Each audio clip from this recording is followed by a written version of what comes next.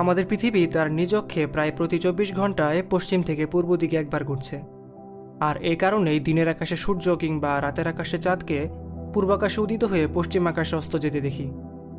শুধু তাই নয়, রাতের আকাশের প্রায় সকল তারারাও একই কারণে পূর্ব আকাশে উদিত হয়ে পশ্চিম আকাশে অস্ত যায়। কিন্তু আপনি কি জানেন, এদের ভেতর একটি তারা ব্যতিক্রম, যার উদয় কিংবা অস্ত কোনোটি হয় না। উদাহরণস্বরূপ আমরা এই ভিডিওটি দেখি।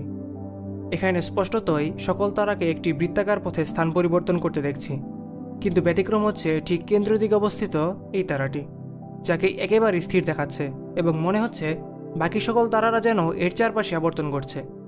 বলতে পারবেন তারাটির নাম কি? উত্তর হচ্ছে ধ্রুবতারা। পৃথিবীর মানচিত্রে বিষুবরেখা হতে সামান্য উত্তর কিংবা তার আশেপাশের অঞ্চলে আমাদের যাদের অবস্থান, তারা সর্বদাই উত্তর আকাশে প্রায় দিগন্তের নিকট একে দেখতে পাই। কিন্তু প্রশ্ন হচ্ছে, কেন ধ্রুবতারাকে সবসময় একই স্থানে অবস্থান করতে দেখায়? বা অন্য কথায়, এর উদয় বা অস্ত কোনোটি কেন ঘটে না? এটি কি সত্যি অপরিবর্তনীয়? উত্তর হচ্ছে না। প্রায় প্রতি 26,000 বছর সময়ের ব্যবধানে ধ্রুবতারারও স্থান পরিবর্তন ঘটে। কেন বা কিভাবে ঘটে সে সম্পর্কে আজ আমরা এই ভিডিওতে দেখব।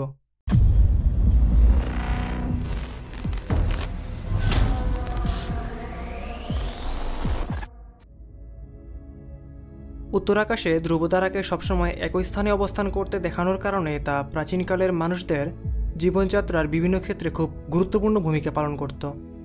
বিশেষত সে সময় বর্তমান সময়ের মতো উন্নত দিক নির্দেশনা ব্যবস্থা না থাকায় নাবিকরা যখন গভীর সমুদ্রে যাত্রা করতেন, তখন তারা এই ধ্রুবতারার দিকে নজর রেখেই বিভিন্ন দিক চেনার মাধ্যমে যাত্রা করতেন।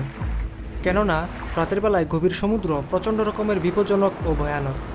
সামান্য ভুলের কারণে ঘটে যেতে পারে অনাকাঙ্ক্ষিত পরিণতি।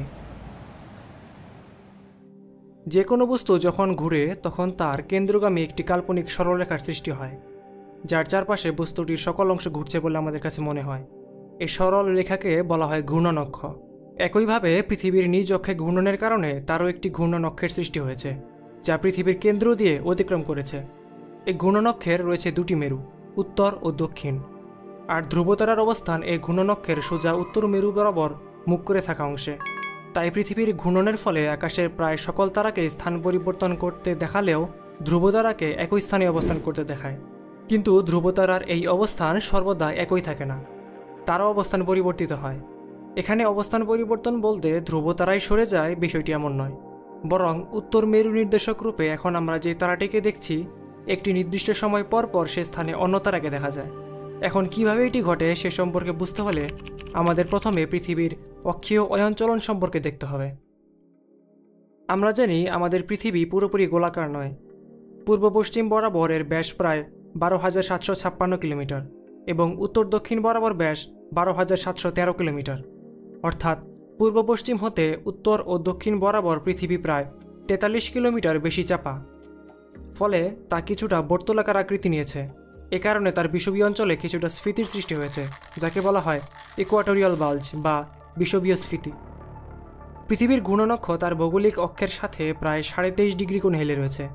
ফলে এই বিষুবীয় স্ফীতিও একই কোণে হেলে রয়েছে। আর স্ফীতির এই হেলে থাকাই এক অদ্ভুত ঘটনার সৃষ্টি করে। পৃথিবীর অন্যান্য অংশের তুলনায় এই বিষুবীয় স্ফীতি অপেক্ষাকৃত সূর্যের কিছুটা নিকটবর্তী থাকায় তার উপর সৃষ্ট সূর্যের মহাকর্ষীয় টান পৃথিবীর অন্যান্য অংশের তুলনায় কিছুটা জোরালো হয়। ফলে সূর্য সেই স্ফীতিকে তার দিকে মুখ করে একই সরলরেখা বরাবর ধরে রাখতে চায়। অপরদিকে চাঁদের ক্ষেত্রেও একই ঘটনা ঘটে। চাঁদও চায় সেই স্ফীতিকে তার দিকে মুখ করে রাখতে। এর ফলে একটি নির্দিষ্ট সময়ের ব্যবধানে পৃথিবীর এই স্ফীতি একসময় সূর্যের দিকে হেলে থাকে ও অপরদিকে চাঁদের দিকে হেলে থাকে। এখন পৃথিবী তো স্থির নেই, সে নিজ অক্ষে অনবরত ঘুরছে। এই ঘূর্ণন ও পৃথিবীর বিষুবীয় স্ফীতির প্রতি চাঁদ ও সূর্যের মহাকর্ষীয় টানের ফলে পৃথিবীর ঘূর্ণন অক্ষের একটি টর্কের সৃষ্টি হয়, যার ফলে পৃথিবীর অবস্থা হয় এমন। পৃথিবীর ঘূর্ণন অক্ষও একটি বৃত্তাকার পথে ঘুরে। প্রায় প্রতি 26,000 বছর সময়ের ব্যবধানে পৃথিবীর ঘূর্ণন অক্ষ একবার এভাবে পূর্ণাবর্তন সম্পন্ন করে। যেহেতু পৃথিবীর এই ঘূর্ণন অক্ষ এভাবে আবর্তিত হয়, তাই তার উত্তর মেরু এক এক সময় এক এক তারার দিকে মুখ করে থাকে। ফলে মেরু নির্দেশক তারাও পরিবর্তিত হয়। বর্তমানে পৃথিবীর এই ঘূর্ণন অক্ষের অভিমুখ উত্তর আকাশের উরসা মেজর নক্ষত্রমণ্ডলের পোলারিস নামক তারার দিকে মুখ করে রয়েছে। আমরা ধ্রুবতারা বলতে সেই স্থানে যে তারাকে দেখি, পৃথিবীর এই ঘূর্ণনের কারণে প্রায় প্রতি 26,000 বছর সময়ের ব্যবধানে সেখানেই ভিন্ন ভিন্ন নক্ষত্রের দেখা মেলে। যেমন খ্রিস্টপূর্ব 3000 অব্দে পৃথিবীর ঘূর্ণনক্ষ ছিল ড্রেকো নক্ষত্রমণ্ডলের থুবান তারার দিকে মুখ করে, অর্থাৎ সে সময়কার মানুষরা ধ্রুবতারার জায়গায় সে তারাকেই দেখত। কারণ বর্তমানে ধ্রুবতারার অবস্থান যেখানে, সেখানে তখন সে অবস্থান ছিল থুবান নামক তারার। আবার আগামী 14,000 সালের দিকে পৃথিবীর অক্ষ আবর্তিত হয়ে লিরা তারামণ্ডলের ভেগা তারার দিকে মুখ করে থাকবে, অর্থাৎ সে সময়কার মানুষ আমাদের বর্তমান সময়ের মতো ধ্রুবতারা বলতে পোলারিসকে দেখবে না, দেখবে ভেগা নামক তারাটিকে।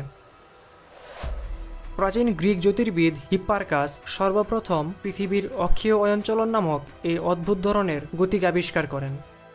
প্রাচীনকালে বিভিন্ন সভ্যতার মানুষরা বিভিন্ন কারণে রাতের আকাশের তারাদের অবস্থান লিপিবদ্ধ করে রাখতেন। একইভাবে লিপিবদ্ধ করে রেখেছিলেন ব্যাবিলনিয়ান সভ্যতার মানুষরাও। তাদের অঙ্কিত তারাদের অবস্থানগত ম্যাপে উত্তর মেরুর দিকে যেসব তারাদের যেমন অবস্থান চিত্র দেখিয়েছিলেন, তার সাথে হিপ্পারকাস যখন তার সময়কার তারাদের অবস্থান চিত্রের তুলনা করেন, তখন অদ্ভুতভাবে লক্ষ্য করেন তার সময়ে তারাদের অবস্থান সুনির্দিষ্টভাবে কিছুটা পরিবর্তিত হয়ে গিয়েছে, পাল্টে গিয়েছে উত্তর মেরুর তারার অবস্থানও। এ থেকে হিপ্পারকাস স্পষ্ট বুঝতে পারেন এত কম সময়ে তারাদের এমন স্থান পরিবর্তন একেবারেই অসম্ভব, কারণ তারা বহু দূরে অবস্থিত। এত দূরে থাকায় তাদের অবস্থান পরিবর্তন এত দ্রুত বোঝা সম্ভব না। তার মানে পৃথিবী কোনোভাবে তার অবস্থান পরিবর্তন করে, আর এভাবেই এ গতি সম্পর্কে সর্বপ্রথম তিনি ধারণা করেন। আমরা ধ্রুবতারাকে পৃথিবীর ঘূর্ণনক্ষের উত্তর মেরু বরাবর অবস্থান করতে দেখলেও তা কিন্তু সত্যিকারে একদমই উত্তর মেরু বরাবর নেই, বরং উত্তর মেরুবিন্দু হতে প্রায় 0.65 ডিগ্রি দূরে রয়েছে। আর তাই প্রতিদিন পৃথিবীর ঘূর্ণনের কারণে আকাশে ধ্রুবতারা যে বৃত্তাকার পথ অতিক্রম করে তার ব্যাস হয় প্রায় 1.3 ডিগ্রি। এই বৃত্তাকার পথের আকার এতটাই ছোট যে খালি চোখে তা বোঝা একেবারেই অসম্ভব। মূলত স্টার ট্রেল ফটোগ্রাফির মাধ্যমেই কেবল তা বোঝা সম্ভব। বর্তমানে পৃথিবীর উত্তর মেরু নির্দেশক তারারূপে ধ্রুবতারা থাকলেও ঘূর্ণনক্ষের দক্ষিণ মেরু বরাবর কোনো তারার অবস্থান নেই, সে স্থান পুরোটাই ফাঁকা। পৃথিবীর এই অক্ষীয় অয়নচলন নামক অদ্ভুত গতি সৃষ্টির পেছনে তার বিষুবীয় স্ফীতি দায়ী, কারণ যদি তা না থাকত তবে চাঁদ ও সূর্যের মহাকর্ষের এমন বৈচিত্র্যতা সৃষ্টি হতো না।